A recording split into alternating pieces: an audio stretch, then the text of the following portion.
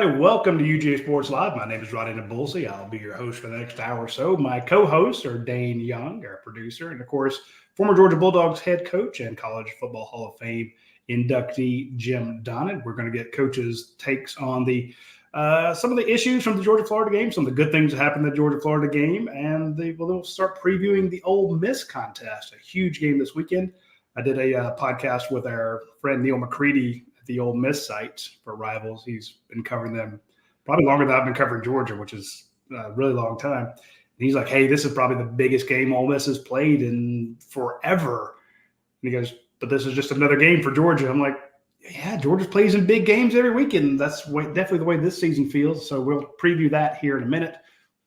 First and foremost, though, I want to bring on one of our newest sponsors from our buddy Big Dan, the Bobcat Man. You got to check him out on Facebook. He is a riot. He has some hilarious videos up there.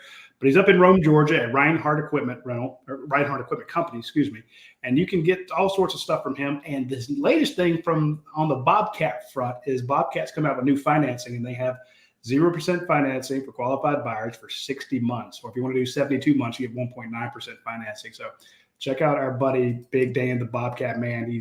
That's him there on screen. He's an absolute riot, gigantic Georgia fan. So if you're in the Northwest Georgia area, swing by Reinhardt Equipment Company. You will be glad you did so. All right, Coach. A lot of people a little worried about that. Some of the issues we've seen earlier in the year popped their heads up in the Florida game. They kind of came back. A lot of people, I think, were expecting the team we saw at Texas to roll out and just demolish the Gators, and it didn't go that way. We did see the team we saw in Texas, and that they had a lot of turnovers. So a lot of turnovers in this past game. So kind of give us your overview of the Georgia-Florida game, and then we'll get into the specifics. The one thing I would ask any Georgia fan was, would you trade this team with anybody in America?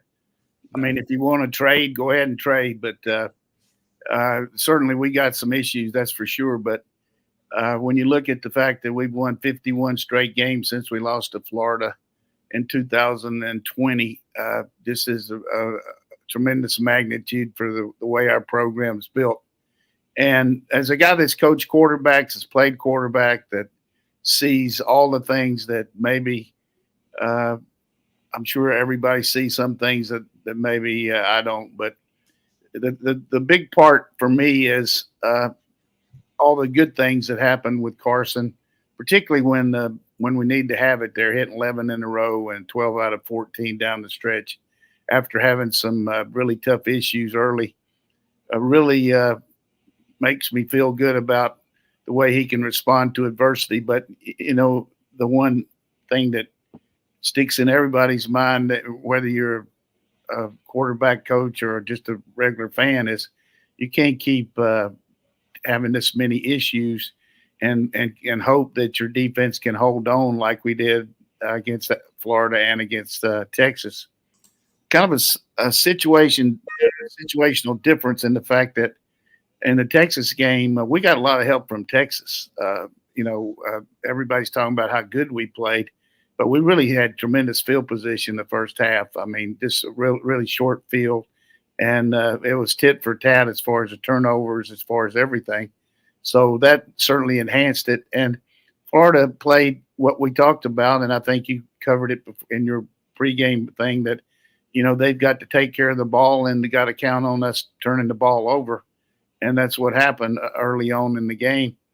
And we came back from a 13-6 deficit and scored 28 points in the second half. But I certainly think that some of these issues can be, from a coaching perspective, can be locked in and worked on. But I liken it to when my little boy was growing up, and he would leave his bicycle behind my car in the garage, and then every day I would have to go out there and move it. And as long as you keep moving it, he's probably going to keep doing that. So I think from Beck's perspective, he's just got to learn first and second down, eat the ball or throw it away. There's no need to take these kind of chances, because we're not a team that needs that kind of chance. We've got a team that has a reliable defense, a great kicking game, a solid running game, particularly when ETN's in there, but, you know, it's solid. So just don't even, is the risk worth the reward? So if he'll just eliminate the risk taking, you're going to have some interceptions like the third one. I mean, Yeah. you get a really good rush and the ball's going to be knocked around, but the two that happen or just can't, percentage wise, you don't throw those balls unless it's third down and you're behind and you're trying to catch up or something like that. So I think that's something that they definitely will focus on this week. And we're going to have to score some points against this Ole Miss team, no question about it. But I think we'll get into that in the second half. But I think we can go over this back and forth. But if you just look at all the throws that Carson's made in the last 2 years that have put us in position to win compared to the interceptions that have kept us from winning, I like the fact that we're way ahead in that category. The problem is the last 3 games where he's had 8 turnovers, and there's not anybody that can continue to sustain itself with that. So that's kind of a capsule of it. But I do feel like the one thing that needs to be really important here is Kirby Smart, Mike Bobo. These guys are experts at coaching players at what they're doing, and if they feel like he gives us the best chance to win, and he doesn't need to be substituted for in that kind of situation, then I'm all for it. So whatever they decide, that's what we're going to go with. But opinions, particularly now with all the voting and all that, we're going to have so many opinions all day and everything else. But as a quarterback coach, a guy that's drafted, recruited first round draft choices, coached them and everything else, Carson gives us the best chance to win among the players we have on our team presently. And that's but with a wide margin, he does that. Now, he certainly got some issues decision-making wise, but all the things he does, plays at the line, checking off, everything like that, just show a little bit more caution with the ball and we'll be fine. Dayne, how many interceptions did he have in the first couple games? I mean, I know it's been 11 over the last 5, but I'm pretty sure he – I'll do the math on that. He had 3 in the first 5 games, and then 8 in the last 3.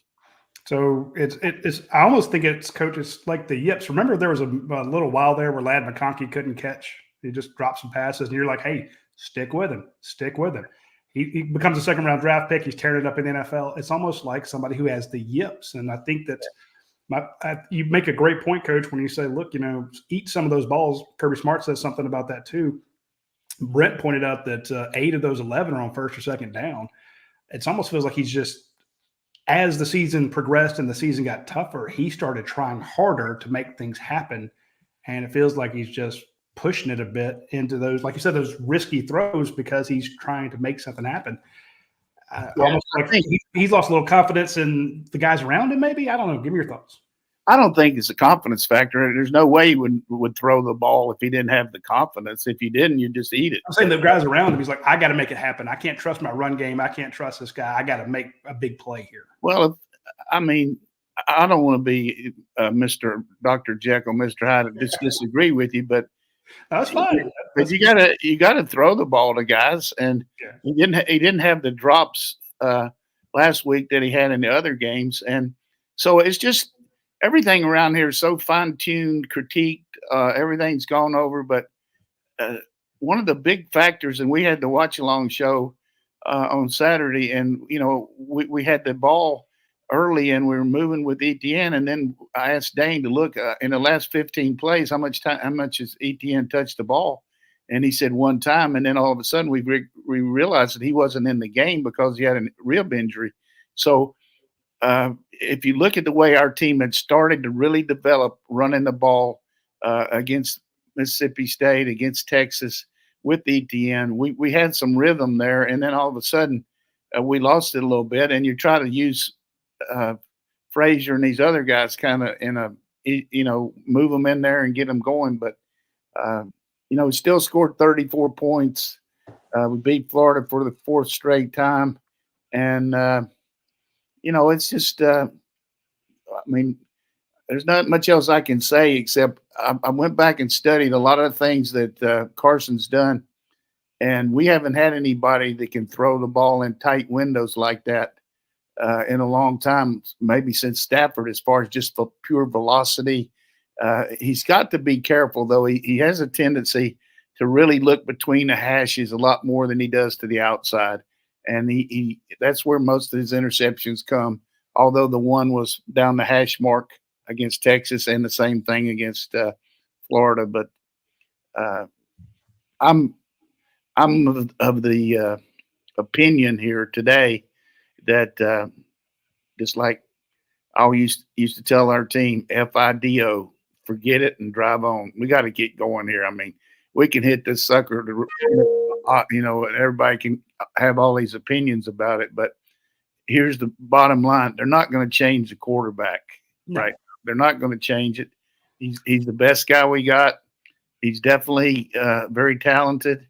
And if our running game will get anywhere near what it was like against Texas and the second half against Florida and Etienne and Frazier back to back, along with the reverses and the jet sweeps, that'll take an enormous – we don't need to be throwing 40 times a game. The more you throw, usually teams that are throwing 40 plus are losing, usually.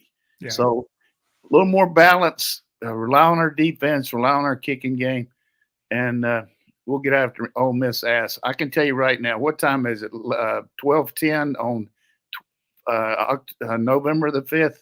That's it. We will get after their ass. I'm telling you, we will. We've been in these big games. They haven't been in near as many as we have. Our kids live for this. And, every time you start talking about what's wrong with Georgia, just watch out. I mean, I know it's on the road. I know they got a good quarterback. I know all these things. But I do know, unless Kirby has moved out of town, we got the man to get our team ready, and they'll be ready to get after their ass. I have some praise for Mike Bobo too, Coach, because coming into this game, I think it's important to acknowledge Florida's defense in particular was playing really good football, giving up, I think, around 315 yards a game to Tennessee and Kentucky coming into this, and just really making it where the offense, which has so many personnel issues right now in Florida, could stay in these games. Even with all the things that have happened with Georgia personnel-wise on offense. So quarterback throwing interceptions more frequently than he ever has. You lose your best running back and skill player in Etienne early in the game to the rib injury. So you're down to a true freshman running back and a walk-on running back. You've had two receivers get kicked off the team this year for stuff that happened away from the field. And then all the guys in the draft, all the stuff that we've talked about forever. And still, that Mike Bobo-led offense put up 450 yards against a good Florida defense. Good point. And I think Florida held Tennessee scoreless until almost 4 minutes to go in the third quarter. So, forgot about that. So, and Florida really had a good plan. They played our best plays. They gave you some different looks up front, confused him a little bit. For instance, we tried to hit a tight end leak, and it looked like it was the open thing, but they dropped an end back to cover it. They scouted us, did some good things, but I like the fact that we're going to be playing in a kind of a wide open situation where you're going to have to score. It's going to be a little bit more freewheeling. And, you saw what happened last year against Ole Miss. I mean, they're definitely going to do some good things. But, hey, Kentucky shut them down. I mean, they were 1 for 10 on third down against Kentucky. This is a team that's going to be playing without their top running back. I just read this morning that he's out, and that's good. That's good for somebody to have somebody missing like we have. Also, Harris is up in the air, their top receiver, who we shut down last year. Kamari Laster just put the smoke on him.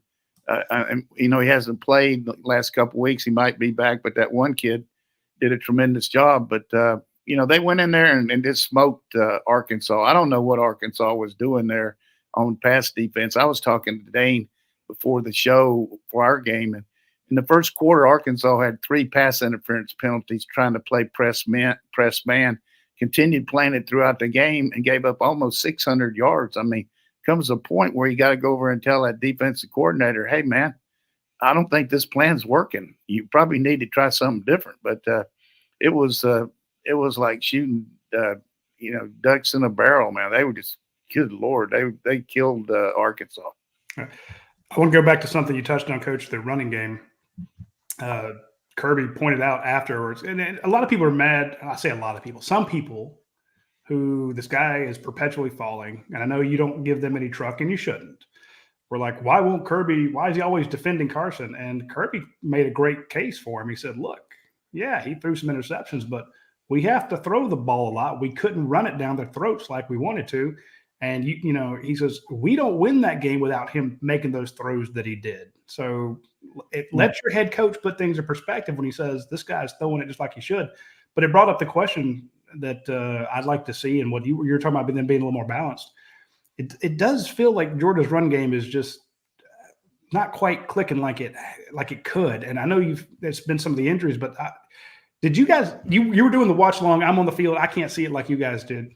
I just didn't feel like Georgia was pushing those guys backwards. And we're not going to do that this week. I'm telling you, we're going against a brick wall of China here. That's exactly where I was about to get to. These guys are good on defense. All on the perimeter against these guys, but when you're struggling calling plays, making first downs, then every play is magnified. We didn't make as many yards rushing, but we did have some really nice marches. We went down to the goal line and didn't make it and got to 3, but it's just. It's part of the podcast. We got to answer these questions. I could talk forever, but there's so many good things about our team that we could talk about. But the nature of society is what's wrong with us. And as far as defending the quarterback, I would be disappointed if Kirby didn't defend his quarterback. I mean, how do you have any value with your team if you're in public getting on a guy? Coach, I don't think it was him defending it. I just think he was putting in perspective. He's like, you guys want to focus on that. No, you said for us. You said the guy said the question said, why is Kirby defending him? Didn't you say there was a question on that?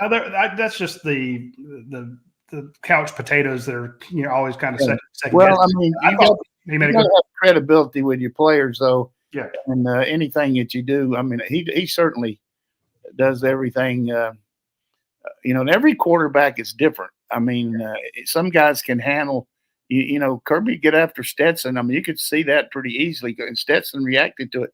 Some guys don't handle criticism as easily, and it was obvious that it was bothering Beck because he's playing at his home stadium, and he really wanted to, go out big. But at the same time, a couple of really – here's the thing. To start out the second half and have that ball tipped like that, and now be down 3 interceptions and then come back from down 13-6 to go ahead 20-13 and then tied it up 20-all and go ahead and take it the length of the field 27-20. A really good check off on the goal line, throwing the ball to Lovett on that little screen. So I think I'll be glad to answer anything else about it, but I think we just got to realize that there's so many good things he does. We got to focus on eliminating a little bit of these decisions that on first and second down, and things will be hunky dory. I do want to talk about some of the positive things that I saw while I was down there. I thought, again, Arian Smith comes up big. Arian Smith on a third down. I don't say he saves Georgia's bacon, but the guy took a lot of grief. And he's your leading receiver in yards. He's got over 500 yards. I mean, he's on track to be right there at 1,000-yard receiver for Georgia. And I thought Ben Urosic, the tight end coach, who I personally gave hell the first couple games, coach, we got to speak to him yesterday in the press conference, and Kirby said, look, he bought in, and I thought Ben had a pretty good game. So those two guys really kind of stood out to me on offense. Yeah, when you look at Urosic now, it gives you that third guy to go with Delpa and Lucky, and all 3 made critical plays and catching the ball, but their blocking was very efficient, and it gives you a chance to use some personnel groupings that maybe look like two-back stuff, because you got Urosic lining up at fullback or lining up at the U position in motion, and he's a good motion guy, and he does a really good job in the open field. Delpa and Lucky are really good at the point of attack, and perimeter runs are going to be huge down the stretch here because you got guys like Bell, Smith, maybe we got Evans coming back. That's another guy we play without our punt returner. He's on my list of things to talk about. and then we got, we saw Phillips come in, a brilliant call by Bobo, putting a guy with that kind of speed in at the goal line. They didn't expect a jet sweep with a guy that's never even touched the ball. I mean, tremendous work down there on the goal line. But I did ask, why did they put Ja'Cory Thomas in? I looked up and saw 20. Oh, yeah, well, it's the same number. Yeah, look. But I tell you, I was confused. my man Dayne was all over it. Now, you can't believe, I'm going to give him a little love. He not only said what was happening, but he said who he was, where he was from, his high school record. And the other thing, when they moved that second team quarterback in, that I didn't know from a jar of Vicks Vapor Rub, I didn't know who this guy was, because, they're down to Lagway, who's their second guy. And then they put this guy in, and Dayne gave a remarkable deal, telling that the kid was a walk-on from Yale and had played in high school, and gave him all his stats, and just fireball. I was impressed with that, Dayne. You really came up with some instant action there. Really good with Google, Coach. That's all I can say. Well, that's okay, but that's why we got you on there. I mean, every once in a while I can't remember everything, but I tell you, I didn't know that guy, and I thought he played remarkably well. At the end of the first half, a couple nice throws to get him down there for that field goal. That was really, really bad by us to let them run the ball down our throats and get that field goal. And I'm sure Kirby was all over that, but he wasn't happy. But here's the deal. I guess we'll have some questions on this game, but I can't wait to talk about Ole Miss. I like this matchup, Kirby against Lane. I like it. And the one thing I would, again, is it 12-17 now? At what time is it? 12-26. Lane Kiffin does not call the plays. Don't all these people talking about, oh, what a brilliant play caller he is. He used to be. He was at Alabama and all that. He doesn't call the plays. Now, occasionally he'll get on there and say something, and Kirby Smart doesn't call the defenses. So Nick Saban didn't call the defenses when Kirby was there. I used to have to get on Feinbaum and tell everybody that, they were talking about this great Nick Saban defense, and I had to get on there and tell them that Kirby's calling the defense just because he's my boy. I want to get some credit for it, but I'm sure Joe Cox, we know that. I'm sure that it's all over. Everybody knows that the head coach has great input into the game plan and everything, unless you're Mike Gundy, who last week after they lost the game for the 6th straight loss said, I really didn't like our schemes that we had on offense and defense. He's saying this at a press conference. Hey, are you the head coach? I mean, if you didn't like them, why didn't you do something with them about Wednesday or Thursday? But you talk about throwing them under the bus. That was pretty bad. I know that breaks your heart when they struggle like that, Coach. Oh, the Cowboys? Oh, yeah. Really, I mean, that was really, really depressing to me. But no, I like it when the Cowboys lose. The buck stops over there. The buck does stop at Athens Ford. If you're trying to get the most for your money, swing by Athens Ford. They have fantastic deals on new vehicles, used vehicles, the pre-owned ones, the certified pre-owned ones. And I know the economy's not great for some people, like some people are struggling, but if you need a new vehicle, I highly recommend you go by Athens Ford and look at their certified pre-owned ones. You're going to get a car that is the equivalent of brand new. It's going to be checked out, 270 some odd different things that they look at on it. They give it to you with a fantastic warranty, lifetime powertrain warranty on it, and you don't have to pay for a new car that someone else has taken the depreciation hit when they drove it off the lot. So you get the car for a fantastic deal, and you're not buying someone else's problem. Of course, all the vehicles they have over there, they check out. They don't sell any junk cars or any lemons or anything like that. They turn down a lot of vehicles that they just like, hey, this got issues. So they only sell good vehicles, and you can get one, with a lot of miles on it, but I highly recommend getting the certified pre-owned ones. They're just a year or two old, and they usually only had like one owner. They've checked it out. It's a great way to buy a vehicle. Check out our friends at Athens Ford. You'll be glad you did so. Also, it is Tuesday. We tell people that on Tuesday you have to go to YourPie. You have to get out your phone, get out the YourPie app, go in there and say, hey, I want this pizza. I want this salad. I want this pasta. I want the sandwiches. The sandwiches are good. The No-No's Italian. It's phenomenal. Go ahead and order it now. You can have it tonight. Say, hey, I'm going to swing by and pick it up. I'm going to eat in, whichever, and you'll get double points. The points add up super fast. And the reason we talk about it on Tuesday because Let's say you spend $30, well, you'll get 60 points. That gets you free pizzas, free breadsticks, free drinks, free gelato, free brownies, all sorts of fun stuff like that. So hit our friends at Your Pie when you get the chance, and you'll be glad you did so. That new bacon and brie craft series pie. I'm excited to try that one. Yeah. I used to hate brie, and then came to find out what I had been told was brie was not brie. So I'm like, oh, hey, this stuff's really good. So you learned about different kinds of cheeses. Then there was another cheese out there. Yeah, well, dude, growing up, I was not a cheese person. Then I met my wife, and she loves the cheeses. So now when we have Christmases or birthdays, stuff like that, I'm like, look, I don't need more stuff. But if you want to give me a aged Gouda, smoked Gouda, I'm happy there. So I appreciate that. Let's talk about Ole Miss here, Coach, because I've done a little bit of work with Brent Rollins. We're going to do a Film.Line preview on their offense. 21 touchdowns for Jackson Dart, 3 interceptions, so he's playing very efficient ball. They do take shots over the top, and I'm even curious. Yeah, I would assume that Lane Kiffin and Jeff Lebby have discussed Georgia since Lebby's seen them just a couple of weeks ago.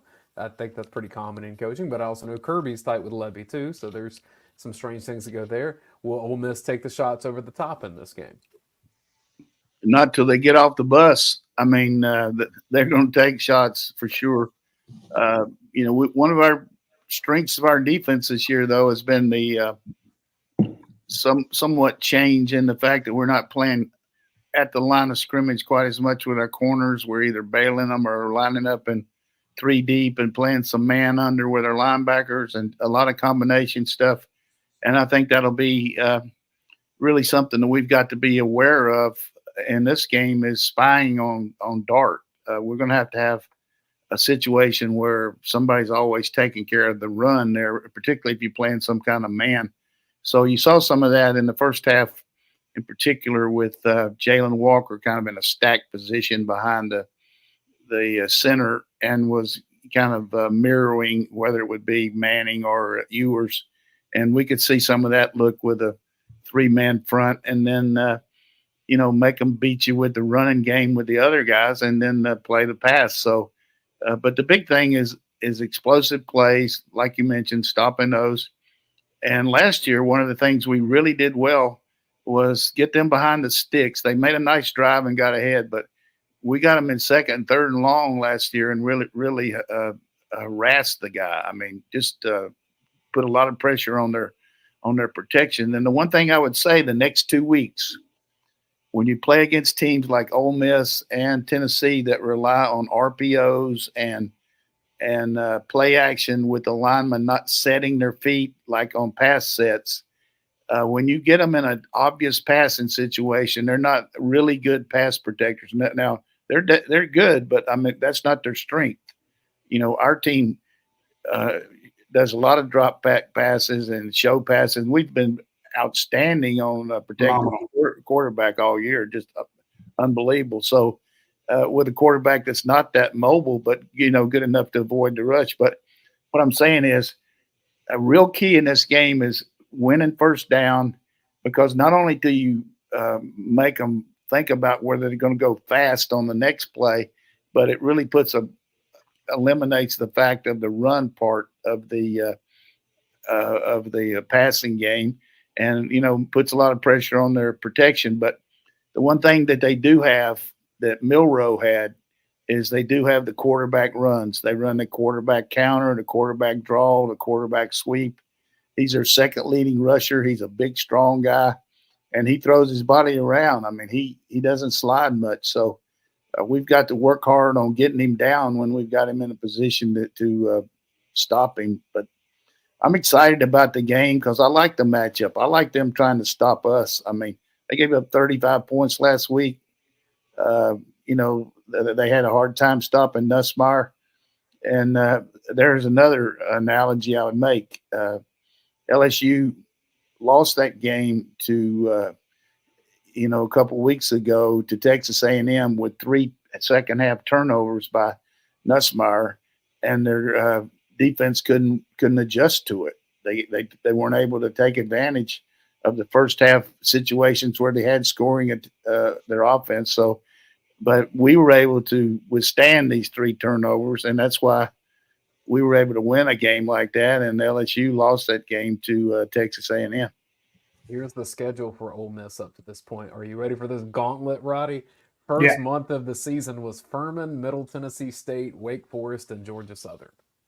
Yeah, I mean, their schedule, if you take those 4 games out of their stats fall remarkably down, particularly lost yardage plays, which they're number 1 in the country, sacks, which are number 1 in the country. You take those 4 games off their stats and their offensive stats where they got so many points. They scored 77 against Furman.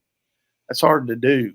I know I had teams that scored 77 twice in my coaching career, and you just about got to go 11 for 11. I mean, if you get 11 touchdowns, 11 extra points, you're going to get 77, and we were able to do that a couple of times. But I think stats are skewed a little bit in their favor when they're saying they lead the nation in lost yardage plays and also in sacks. But a multitude of those came against those 4 teams.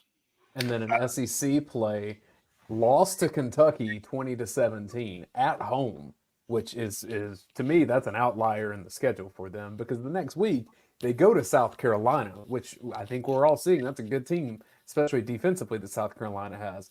Beat them down 27-3 in Columbia. And South Carolina's quarterback didn't play, but definitely a big win on the road. I'll give them credit for that. Then at LSU, and it ended up being a night game in Baton Rouge, they were winning that entire game until they lost it in overtime. And that's definitely a game that they should have won, but they didn't. And that's what good teams do. You win the games that you should have. But then they had Oklahoma and then Arkansas. In Oklahoma, they struggled. You know, Oklahoma's got 0 offense, but it was a struggle for Ole Miss to win that game. And Oklahoma's defense did a good job. So I'm encouraged about that. I mean, we certainly got 2 tough games coming up, Ole Miss and Tennessee. But I like where our team is. I like our health, the fact that so many good guys are getting back healthy. And, you know, our pluses way outweigh our minuses. I do think, though, Coach, if Ole Miss wins this game, I think they're very likely in the college football playoff, because the next 2 would be at Florida, then Mississippi State, and then if they're in the SEC championship. Yeah, I mean, they got a good shot with 2 losses. Anybody with 2 losses got a shot, because you look around the country, like last week, you saw some of these teams dropping. They were undefeated.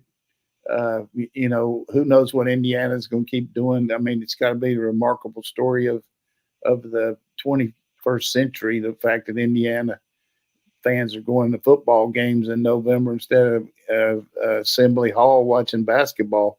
Yeah.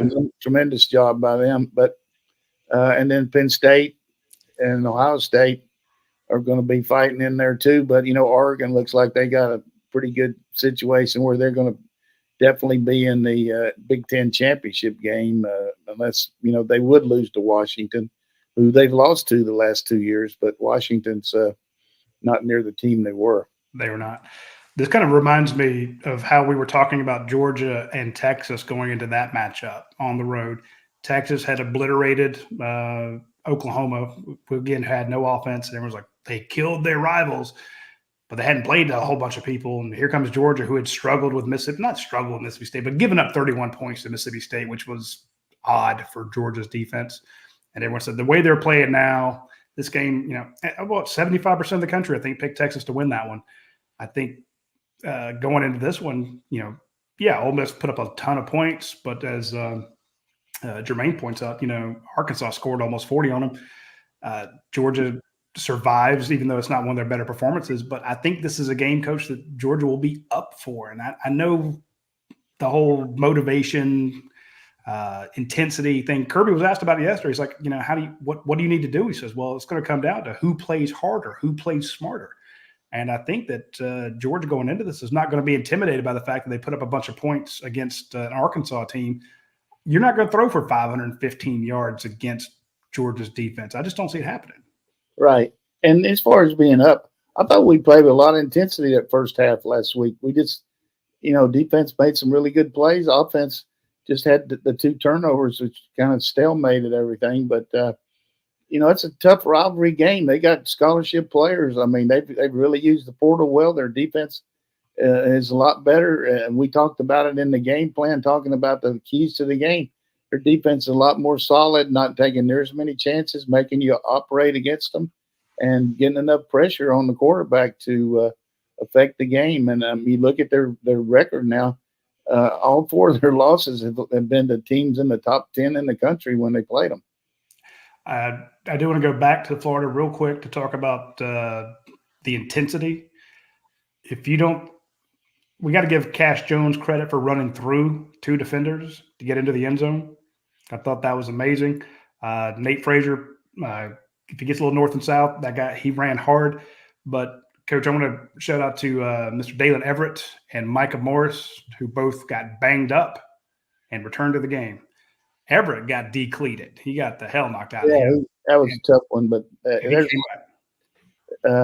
and I don't know what's going to happen, but I saw that deal where that guy from Florida banged Etienne's helmet twice on the ground there. Something like that needs to be turned into the conference, and that's really, really bad, dirty football. I just don't think a guy should get away with that. Is that something that's reviewable by the conference? I know you can turn it in. I don't know what they'll do about it, but you can definitely turn it in. So it's like, hey, this is ridiculous, and that'd be a good question to ask Kirby tonight at 6:00 after practice. Ask him. I mean, I'd like to know that. Yeah, I'm with you 100% there. All right, I do want to mention real quick a new thing from our friends at Bulldog Bar, Bulldog Snacks. They have a new sample pack. In October, they had the deal where you could buy the fan pack, and you'd be entered into a chance to go visit one of Georgia's practices. Some lucky person has won that award, but they've got a new deal for November, and it's the sample pack. So you don't have to buy the huge fan pack, which is great. But here's something: if you're like, I don't want to commit to that big a deal, go ahead and jump on the sample pack now. The sample pack has 4 of the bars in it, 1 of the cookie pouches. It's $19 and it's free shipping. Just can't beat that. It's like, hey, I don't have to pay for shipping. Comes right to you. Again, all the stuff from the Bulldog Snacks company, the Bulldog bars, the Bulldog cookies, the proceeds of those, a huge chunk of it actually goes to Georgia's NIL efforts. We are 1 month away from signing day. We're in November, signing day is in December. Georgia just flipped yet another player. This kid was committed to Rashawn Deakins, was committed to Georgia Tech. Hell of an athlete. He's now going to be a Bulldog. Georgia's trying to land C.J. Wiley. They're trying to land Justice Terry, helping them out with a war chest of NIL dollars and opportunities would go very well to landing the number 1 class. So you don't have to write a check. You just have to stop buying Nabisco or Keebler or whatever and just buy the Bulldog cookies. Don't buy the Nature's Valley or whatever, or, Cliff bars. Get the Bulldog bars. It's the one your Bulldogs eat. So jump on those when you get a chance. Hey, Roddy, I want to give you one little deal here. You weren't there for the watch along, and then after we finished, Dayne and Brent, everybody kind of leaves and cleans up and everything. So I'm upstairs watching the game, and I'm trying to think if there's any more Bulldog bars down or snacks downstairs, and really don't want to walk downstairs because of my issue with my eyes. I'm worried about falling and everything. So I called Dayne and I said, because, I was definitely going to be mad if I went down there and there weren't any left. I said, do you remember if there's any of those cookies left downstairs? And he said, yeah, there's 1 pack and there's 1 bar. And immediately I went through the risk management and went downstairs and got them and scoffed them up. And boy, they really worked good for me to watch that second game upstairs. So, hey, those are tremendous. We eat them all the time during the games, and it just gives you a real good feeling that they're backing the Dogs in a good way, besides giving you some good quality cookies. Yeah, they wrote a huge check to Georgia already. They're taking care of a lot of student athletes. We also have a new deal from our friends at the Red and Black Water. You can go to redandblack.win to be entered into this contest. They're giving away 2 tickets to that Tennessee game. When Tennessee comes to Georgia, you can get a free bottle. So you can actually, if you buy a bottle of the Red and Black Water and you scan the barcode or your receipt, they will Venmo you or PayPal you what you spent on the bottle. So it's like $2, $3, whatever cost is. You go buy your first bottle, scan it, the receipt, they'll refund you, so you can get a free bottle. But you don't have to buy to enter their drawing for 2 free tickets, and these are good seats for the Tennessee Georgia game. So check out redandblack.win. Look at the red and black water. This is another product whose proceeds go to help Georgia. So if you want to, again, help them out, that's the way to do it. Coach, quickly want to ask about 3 conference, but 1 out of conference, just non-Georgia football here. So Vandy, after Diego Pavia beats Hugh Freeze for the 3rd year in a row, gets the home game against South Carolina. That's a nifty little matchup to me. I'm not exactly sure what's going to happen there. Yeah, I think the biggest thing for Vandy is can their defense continue to play without giving up. Who would have ever thought that they would hold Auburn to 7 points? And Auburn really didn't turn the ball over that much. But the benefit for their team is the way Pavia makes first downs, keeps the defense off the field. And it's going to be different for this South Carolina defense trying to stop him. They've been rushing the passer and getting after all these quarterbacks that do, even though we saw A&M have a little bit more of a varied offense coming in there. But I'm really impressed with South Carolina's offense. I mean, they got Rocket Sanders, picked him up from Arkansas. He got over 150 yards rushing the other night. Sellers just looked really good. And, you go back to that LSU game where he got hurt. South Carolina probably wins that game if he plays the second half. So this is a game that it's going to be a tough matchup for Vandy. But all of a sudden, these guys are walking around Nashville like they're in the Country Music Hall of Fame. I mean, seriously, they've already got a bowl game. They're fighting for get an even better one, and just a kind of Pied Piper. Everybody believes in Pavia, and he's doing a tremendous job. This is a tough out for South Carolina. I mean, they got to play Missouri, and then they got Wofford, and then they got Clemson, who's reeling after that ugly loss to Louisville. Just ugly loss the other night. I watched that one. It was hard for me to believe that Clemson, but at the same time, Clemson kind of got fool's gold with some of the teams they've beaten. I mean, since they played us, they played a really very easy schedule and kind of wiped out a lot of teams. But Louisville, every year, Jeff Brom, I mean, every year he's got one win in him that you just don't know that's going to come from where it's going to come from. But they did a tremendous job coaching in that game. A big win for Louisville. That was my second question, the shakeup in the ACC, both with Clemson, but then also Pitt losing like it did. All of a sudden, SMU is in the playoff picture.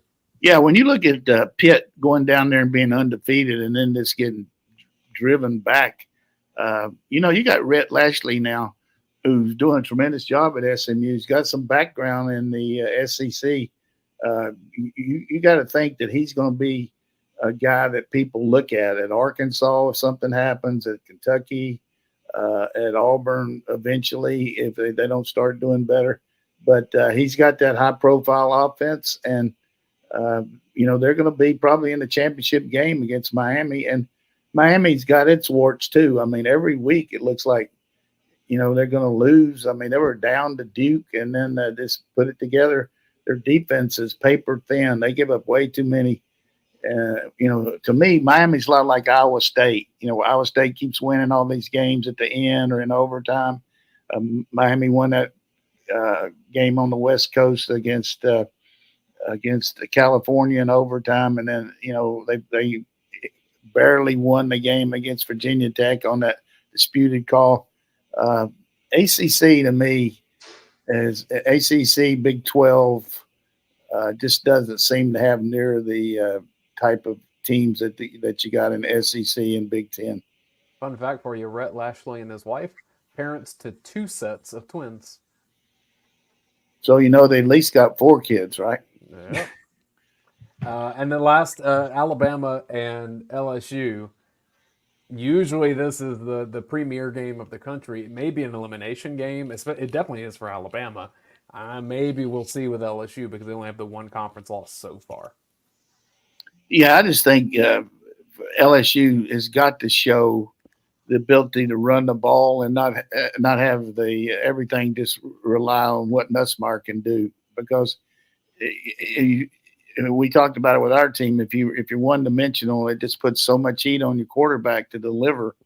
And Alabama is good at playing the ball in the air. They've gotten some interceptions, and Alabama has been pretty good at running the ball with Milroe and with those two backs. So it's a game that, on paper, Alabama's got an edge because their defense looks a little better than LSU's. But I thought LSU was starting to get better on defense until that game. But of course, their defense wasn't ready for the A&M's option attack or the turnovers. But it's a coin flip game. I mean, whichever quarterback has the hottest game is going to win this one.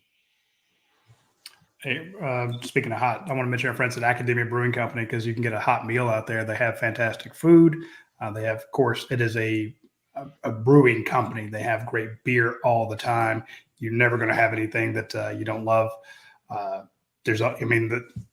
they hand you that list of all the beers that they have on draft, it's phenomenal, and it's always changing. So if you want great beer, you can go to Academia Brewing Company and get it.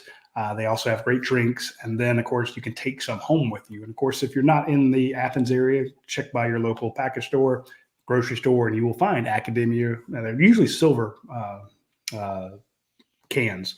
So you can find it near you. You don't have to come to Athens to get it. But if you are in Athens, especially for, let's say, the Tennessee game, swing by, stop by, be glad you did so. They also had the on Sunday, December 1st, they're having the Santa Paws. It's a pet photo fundraiser. Go out there, bring your pet, have a picture made with Santa. It's going to be a lot of fun when you get out there. Also want to mention Andy Ludecki and myperfectfranchise.net. There are a lot of people out there trying to steal what he does. You call them their sites My Perfect Franchise. This is myperfectfranchise.net. The .net is important because that gets you to Andy Ludecki and his vast knowledge of all the franchises out there. There are 3,000 different franchises that he deals with. So you can reach out to him and say, hey, here's what I'm looking at. Here's what I can do. Here's the amount of time I have. Here's the amount of money I have. Here's what my goals are. And he will get you into the right franchise. It's a little daunting if you're like thinking, hey, how do I get out of my current job? How long until I actually see a positive cash income? I got to make a mortgage payment every month. I can't just drop what I'm doing and open a franchise. He's been through it. He knows what he's doing. He's helped tons of other people do it. A lot of our readers at UGASports have done it. So he's all over the place. He knows the people who are members of the Rivals Network are bright, educated college grads who would be prime candidates for getting a franchise. So that's why he checks out with us. So reach out to Andy Ludecki at myperfectfranchise.net. You'll be glad you did so.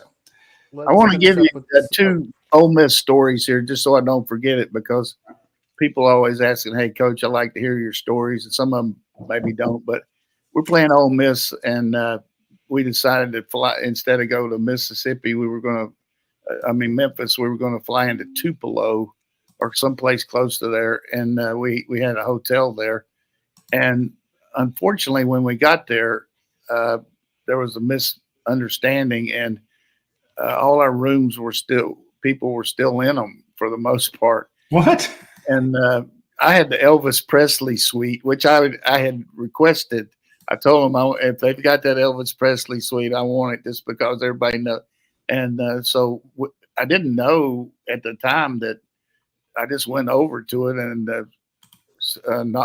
knocked on the door because I thought the maid would be cleaning up, and this man and his wife were still in there, but it wasn't Elvis. But anyhow, we finally got it figured out, and they gave us enough room. We had to put 3 or 4 people in some rooms, and I didn't get the Elvis Presley suite, and I was mad. So anyhow, so we go over to the game, and it's going to be a tight game. There's no question about it. And before the game, when you walk off the field, usually, you just walk off the field. But there was a lot of intrigue about it, and people were getting after. So these two of my highway patrolmen were right with me. And this guy is just behind me, running up behind me, saying, "Hey, we're gonna kick your ass. We're gonna get after you." And just really, I mean, I didn't feel threatened or anything, but I mean, he was really getting after me and talking. And finally, this one highway patrolman said, "Hey, coach, what do you want me to do?" I said, "Shoot the bastard." And true story. So the guy, when the guy heard that, you've never seen the guy turn and run as quick as that guy did. It's one of my all-time great stories as far as really. So, but we went ahead and beat them, and I'll never forget Randy McMichael. We had to have a play there at the end. Of course, got a good play by on the goal line. We had a touchdown pass to Michael Greer, and then at the end of the game to seal it, we lined up in flank right and ran 180 fan wide, and Randy McMichael just ran a perfect fan route into the boundary and caught it for the first down, and we ran the clock out. That was the first time I actually saw Manning play. You know, he was a young guy, a freshman that year, and he came in a little bit. But then the next year we played him at Georgia and beat him up here. But so had some fond memories of Ole Miss 2-0 there in Vaught Hemingway Stadium. Got some questions to show from Facebook and YouTube audiences. Matthew Goodwin wants to know, is Dwight Phillips going to be someone that's redshirted? It seems like he could make a difference at the end of the season. Remember, players do get to play in 4 games and keep a redshirt. Yeah, I don't know how they keep up with that thing now. I think it's 4 in the past, but there's some kind of thing that came out before the season. I don't know what it is, but we can look it up. But you know, just watch the post-game celebration, the way all the kids were and the sideline when he came over there. It's obvious he's a favorite of the team. He's a hard worker. He's very fast and just a brilliant move there. I mean, you know, that's what you got to do, situational football. And everybody knows about this guy's track speed and just a really good it's got to make the kid feel like he's contributing. And that's what you got to have. You got to have guys step up. You know, the other day we had some two of our best special teams players, Aguero and Dan Jackson, weren't available in the first half, and some guys like Pope and other guys had to jump in there and play, and then and certainly Starks, you know, catching punts and all that. So you got to be able to switch it around a little bit. From Keith McCants, Georgia's secondary, in my opinion, matches up well with Ole Miss wide receivers. Do you expect a big game from Georgia's secondary Saturday? I do, if we get the kind of rush that I think we'll get, because you know, certainly they do take some deep shots, and we did a great job against them last year on the shots, particularly Kamari Lassiter. But I think mixing up the coverages, getting a good rush, containing Dart, I mean, they're going to make their plays. But at the first part of our show, I think containing the big plays will be very paramount in this game for us. The other thing you got to be ready for from an Ole Miss team, people talk about where they're not that great on third down. The reason they're not is they go for it on fourth down so much. So, you know, they don't worry about third down percentages like some teams, and they they know they're going to go for it. So don't be skewed by that. I mean, this team goes for it on fourth down more than most teams. 3rd and 1 or 4th and 1, and it doesn't really matter where out on the field. They do have a jumbo package with J.J. Pegues, who's the former Auburn tight end, who's now a defensive lineman at Ole Miss. He'll come in and carry the ball for a yard or two. Yeah, he's big old guy, and he does a good job rushing the passer on defense too. And they put him back there kind of like what the Bears used to do with the Refrigerator Perry, and he's pretty agile, and he actually runs the ball to the outside some too. So we're gonna have to wrap him up and get after him. That's Charles Grant-esque. Yeah, I mean, he's about 150 pounds bigger than Charles. I know, to say this. Every time I saw Charles get, I'm like, he's going C-gap. Okay. I loved it. Charles, heck of a player. One of the best ever. Absolutely. From Blind Squirrel Sports, prior to the season, there was a narrative that Georgia would have an elite offensive line. What do you attribute the unit's struggles to in the trenches, especially in the run game? I think we do have an elite. I think we have one of the best pass blocking teams that I've ever seen. With the amount of passes that we throw that are called show passes and the lack of sacks we have. Now, we haven't had quite as good a run game, like he mentioned, I think probably the fact that we've had different combinations of people being out, Ratledge being out, our center missing 2 games, although Bobo came in and did well. And we played against some pretty stout defensive fronts. So the combination of all that, plus the lack of running backs as far as health-wise, Etienne missed the first game. He got hurt a couple times. I think a combination of all those things have attributed to us not being just a excellent running team. We got a good, solid. I think you'll see if Etienne, who has the experience over Frazier, but that game was good for Frazier's confidence. I mean, the game was on his back, and he did it. He took care of the ball. He made a bad decision there in the end zone, but and Cash gives you somebody that can run the ball too. I mean, really outstanding pass blocker, catching the ball out of the backfield, and then the addition of using Bell and Smith on some runs will help us too. Roddy, we were sitting there doing the watch along, and Brent and I are just saying how much of a tendency breaker it is to have Cash Jones in on 1st and 2nd down as much as he was against Florida. And Coach was saying, let him run the ball. He can do that. Oh, absolutely. And I think go ahead, Coach. Watch that run against Clemson. I mean, watch the way he ran after he caught it. I mean, he's a valuable part of our team, special teams, morale-wise. I mean, can't have enough guys like Cash on your team. And I thought you guys screwed up when y'all picked the play of the game and you picked that 3rd down conversion to Arian Smith. Boo. It was a big play, but Cash Jones getting the ball, a great throw to Cash, and him evading 1 tackle, then running through 2 defenders to punch into the end zone. I'm like, damn, that's the play of the game. I thought that was a great job by him. I was very excited about the way the team responded to him. It geeked them up just like the Daniel Harris hit did. It brought in that energy. And you're right, Coach. I was on the sideline.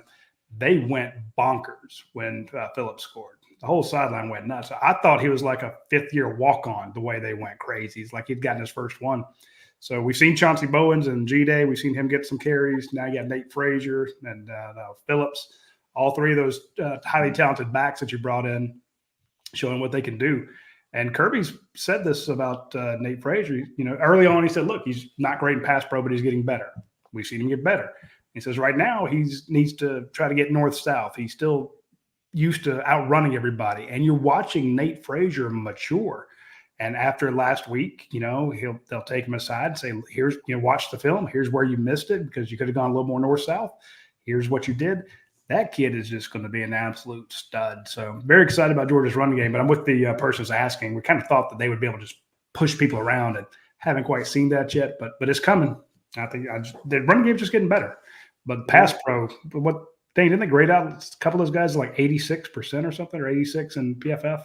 Oh yeah, that's beyond elite. Anything over 85 is elite, and you had 2 guys hit that number. And I'll even defend our play of the day selection, Roddy. It was more situational of Georgia at that point. Can't defend it. Not hearing it. Not hearing it. It's a tie ball game. Georgia's at 3rd and 7. Doesn't matter. They haven't put together. You of all people should go after Cash. Cash Jones makes the biggest play of the game, and you go with a 3rd and 5 reception. It's good to have good opinion, varying opinions here, and it's good to have this feature there where you guys break down the game and all. That's the questions we have. We can wrap the show.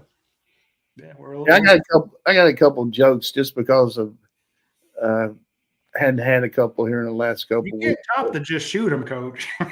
So this guy was in Walmart and he said he saw this woman that had March Madness teeth, and the guy said, "What's that?" Said she's down to her final 4.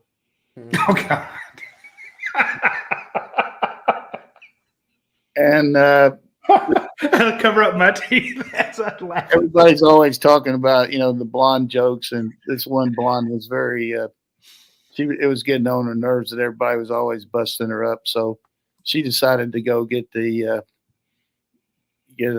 encyclopedia and study all the capitals of all the states. And so the next day they're kind of busting up on her about being a blonde and all that, and she said, "Listen, you don't realize how smart I am. I can actually tell you the capital of every state." And so this guy said, really? He said, yeah. He said, what's the capital of Nevada? And she said, N. Jesus. I did not see that coming. All right. All right, folks. That's all the time we have for this week's show. Be sure to tune in next Tuesday at noon. We will have we'll be recapping the Ole Miss game and looking forward to Tennessee. Be sure to join. Roddy, real fast. Georgia just picked up a commit for 2026. This is Vince Spafford, wide receiver from California. If you want to learn about him, then go to UGASports.com. Well, that's good. We need him. I hope he's fast. Oh, yeah, Mission Viejo, number 5 player of the state, number 37 nationally. Awesome. 5'10", 175 pounds. I'll take it. I'll take a wide receiver out of Cali. And everybody be ready for Saturday at 3:30. I just think we'll have a lot of fun watching the Dogs. I'll put the story right here. Copy link. I'll put the story in the comment section, and everybody can go read it. Way to be on top of it, Dane. That's what I get paid the big bucks for. And if you want to watch Georgia versus Ole Miss with us, the link is already created on this YouTube and Facebook page. You can save that for Saturday for the watch along show. All right, folks. We'll see you next week, or we'll see you Saturday. Take care.